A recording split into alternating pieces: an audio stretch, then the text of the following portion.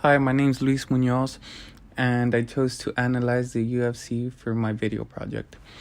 I usually do not watch much sports or television, but a few weeks ago, some friends invited me over to watch a UFC fight. It was the Conor McGregor versus Khabib Nurmagomedov. One of the main reasons I ever became aware or knew what the UFC was because of Ronda Rousey. I remember seeing her over the news pretty often, whether it was like advertisements or sport magazines. After taking this course, I decided to go back and review some of Ronda's and Conor's fights. I chose both of them because I feel like they're the face of the UFC. A lot of people know about the female and male part of the UFC because of both of these fighters. Some quick background about the UFC. It's the Ultimate Fighting Championship, so it's known as the UFC. It started in the U.S. in 1993, but it wasn't sanctioned by the Nevada Athletic Commission until 2001. The UFC organizes several fights between some of the best mixed martial arts fighters. Even though the UFC has been around since 2001, it did not sign its first female fighter until 2012, which was Ronda Rousey. She was the first American woman to win an Olympic medal in judo in 2008, but she was now the first woman to be signed by the UFC.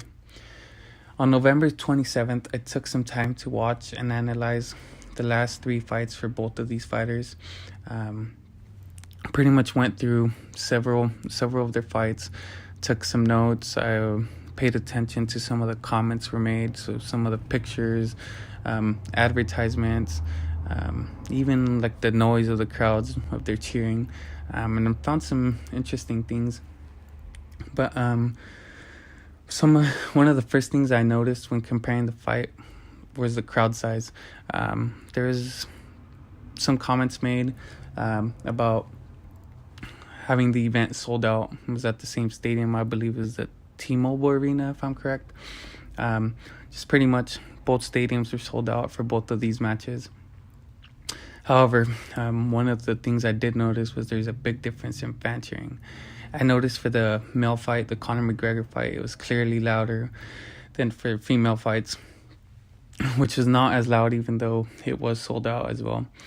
I looked at this from a structural point of view and asked myself, why is there such a difference in cheering between male and female sports? I know society perceives males as a dominant figure, one that is stronger, holds higher positions, and can be extremely athletic. Many people still have orthodox gender ideologies that take a two-sex approach.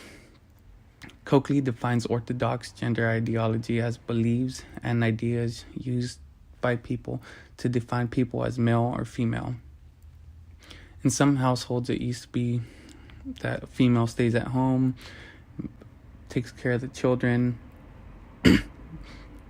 and cleans up, while the male was the head of the household, usually went out and worked.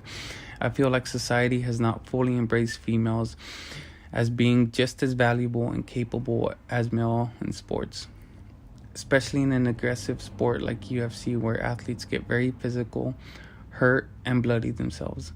This is likely to go against most of society's views on appropriate gender femininity to differentiate males and females. When I reviewed the Conor McGregor fight versus Nate Diaz, I paid attention to the comments being made. I heard more statistics like 30 pro fights and 22 second in the UFC, indicating their valuable experience.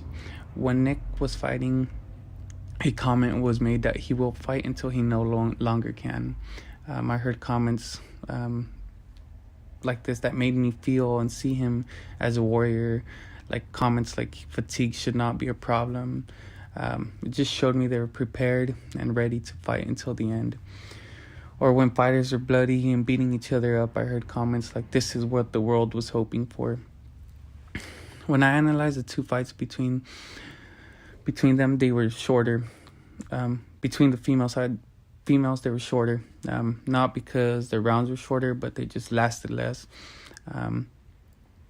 Ronda Rousey versus Amanda Nunes, and then I saw the Ronda Rousey versus Holly Holm. There are comments made like she's hurt or she's in trouble. To me, it kind of indicated something bad was about to happen. I also heard comments like she lit Ronda up like a Christmas tree. She was getting beaten up, or she was completely smashed or rescued by the referee. Even during the fight, the first round, and this was all during the first rounds of the fight against Holly, the commentator mentioned that this was Ronda's longest fight and she looked exhausted. He said it takes a lot of energy to be a rock star. All of these comments were made in the first or second round of each fight. When Holly won, she was the second undisputed champion in the UFC. When I saw this, I realized how new females are to the UFC sports. Females wanting to be part of a male-dominated sport are examples of resistant agency. Lauren Dew defines resistance agency as building or transforming institutions so that they speak to the needs and interests of women. We can see fighters like Ronda Rousey or Holly Holm trying to be relevant in the UFC sport because they're aware of the hegemonic masculinity dominance over many sports, especially in the UFC. At the end of Amanda Nunes' fights, she talks about there being very many gals in the UFC that have a lot of talent and are constantly working hard. Ronda Rousey became the first female Batman champion on February 23rd, 2013 after defeating Liz Carmouche. I found this information on the ESPNW website. As I looked at the video, I was doing some research. I found the ESPNW website. I figured the W was referring to women, but I had to double check. After some quick search, I realized it was women. I came across an article from Forbes discussing ESPNW backlash that happened in 2010, with many females wondering why there was a separate website for them. ESPN claimed it was a dedicated platform.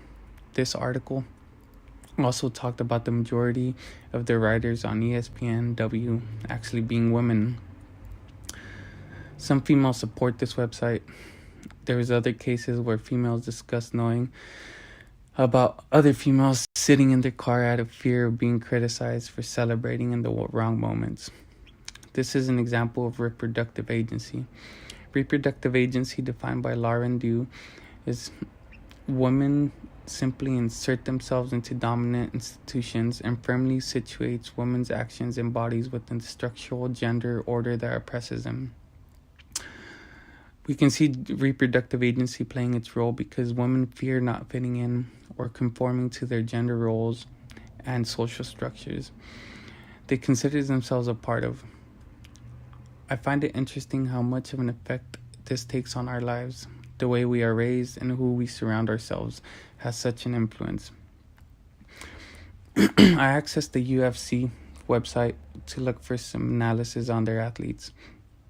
At the top of the page, we can see links that help users filter through 468 athletes. There is 3 links, all women and men links. I figured I could look Ronda Rousey when I clicked the women link for the females athletes filtered, and the female athletes only filtered to 68. I was not able to locate Ronda, but was able to find her in the Hall of Fame. I have the 29 people in the Hall of Fame from the year 2000 and on. Ronda is the only female athlete in the UFC Hall of Fame. I looked up Conor McGregor. Right away, we see his record: 21 wins, 4 losses, and 0 draws. We can see some of the imagery here. There are bloody images of previous fights. I feel like they provide an intense and masculine feel. Since I could not find Ronda's highlights, I decided to pick another female athlete.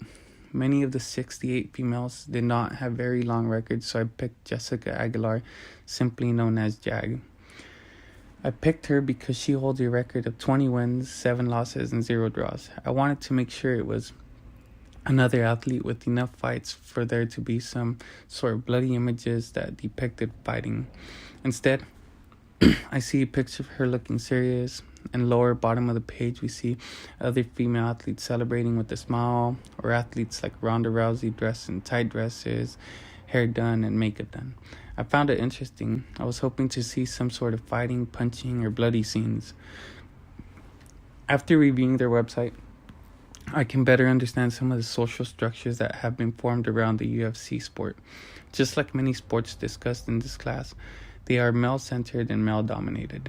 Supporters of the sport like UFC still don't understand some of the inequities and they are in coverage, advertisement, and promotions of sports like the UFC. I also did some research to analyze some of the UFC rules and regulations. I found out there had been differences in some rules, but the UFC follows rules set by the United Rules of Mixed Martial Arts. I came across an article talking about proposed changes to female attire to prevent wardrobe malfunctions. This would mean like they can't wear loose clothing like tank tops. The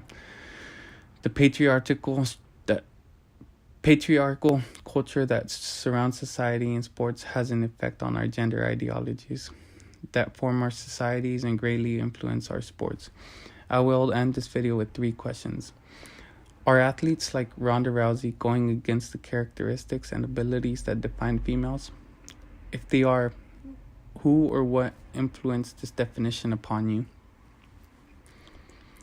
With more female athletes stepping outside of gender norms, will the new interest be based on their ability, or is society just interested because it's something new? Finally, can you imagine a society where female and male sports are equally as important and interesting, where people are willing to pay to see them as a main event for all sports? Thank you for watching.